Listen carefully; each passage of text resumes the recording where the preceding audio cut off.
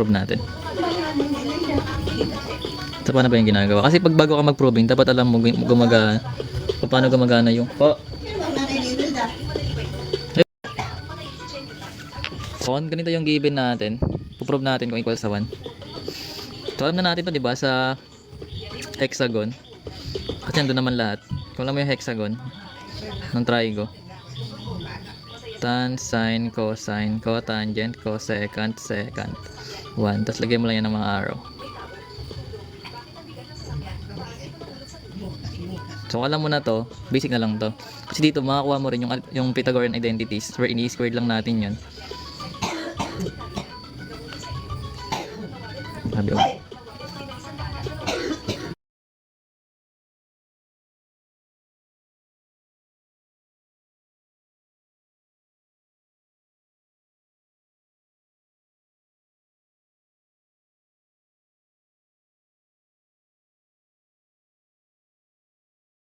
So, ganyan yung magiging tsura. Kung alam mo na kung paano ito gumagana, madali na lang mag-probing.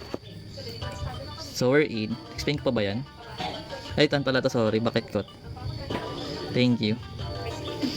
Anyways, yun. Kung alam mo ito gumagana, madali na lang mag-probing. Kasi lalagay mo lang naman sa sine cosine yung mga given. So, let's say, yung secant is, ang reciprocal niya is 1 over cosine, diba? Pag dumaan kayo kasi sa 1, yung reciprocal niya yung kabila.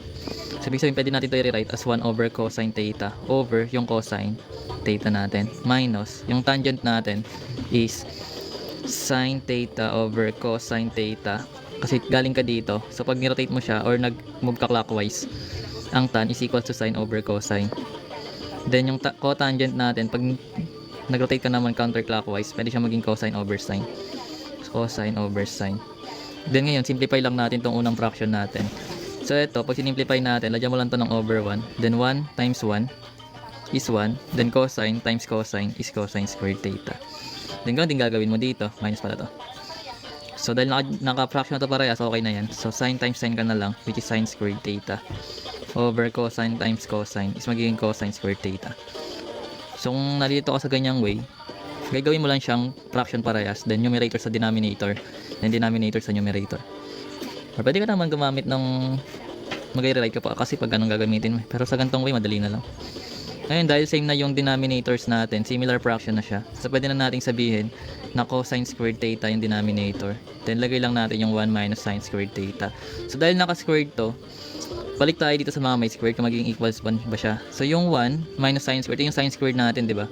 So, dito tayo iikot, papunta doon. So, ibig sabihin, yung Pythagorean identity na nandito, i-start ka sa sine squared, let's say x. Then, dumaan ka sa cosine, plus cosine squared x equals, bumaba ka sa 1. So, ibig sabihin natin yung identity ng Pythagorean na isa. Ganon din dito sa pangalawa. So, pwede siyang 1 plus cotangent squared equals cosecant squared. Then, tan squared plus 1 equals secant squared. So, ganon lang gagawin mo. Then, ngayon, pwede natin makuha yung cosine squared x as 1 minus yung sine squared x, which means pwede nating sabihin na ang 1 minus sine squared x sa given natin is equals to cosine squared theta and over cosine squared theta, which is equals to 1. So, ganun siya ginagawa. Ibig sabihin, pag na-master mo na to, basic na lang to yung mga proving.